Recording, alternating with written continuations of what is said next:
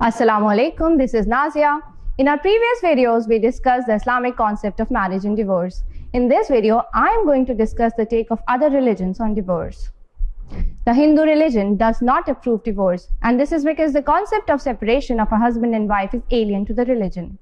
Hinduism considers marriage as a sacred bond and maintains that the husband and wife marry not because they have chosen to, but because they are destined to.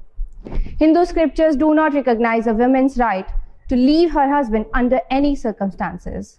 Her duty is to serve him and remain loyal to her husband all her life. The Hindu law curtails the movement of women and advocates that they should be kept under the watch of men all the time. This is precisely because women are seen with suspicion under the religion. Being untrustworthy, women are not endowed with freedom of movement in order to maintain the purity of the caste and the varnas, which are the social classes in the Hindu society. According to the Hindu scriptures, women are born to serve. Women are born to tempt men into vice and therefore should be kept under control. However, the case for men is entirely opposite. The scriptures allow a married man to leave his wife or marry another on the grounds of infidelity, childlessness, and incurable disease such as leprosy, or on a mere suspicion of adultery. Interestingly, for the first time in 1955, Hindu women in India received their right to divorce through the civil laws guaranteed under the Indian Constitution. Christianity holds more or less the same position what Hinduism holds.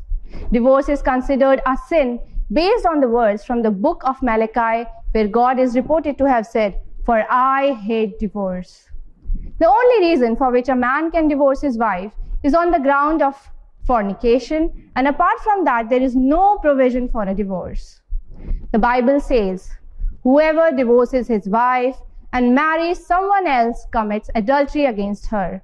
And if a woman divorces her husband and remarries, she commits adultery." Once a Christian has divorced, the New Testament suggests remarrying is same as committing adultery. One cannot separate what God has joined together. So if divorce happens, the couple are still married to the same person God united them with.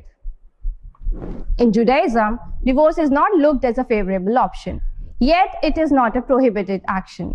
Under the Jewish law, a husband has the right to divorce his wife, whereas the wife cannot initiate a divorce even if she wants separation. However, with the change in time, changes have been made in the original law. About 1,000 years ago, Rabbi Ben Yehuda decreed that a husband could no longer divorce his wife without her consent. As for the procedure, a divorce contract, called as get, is drawn up under the supervision of rabbis and signed by witnesses.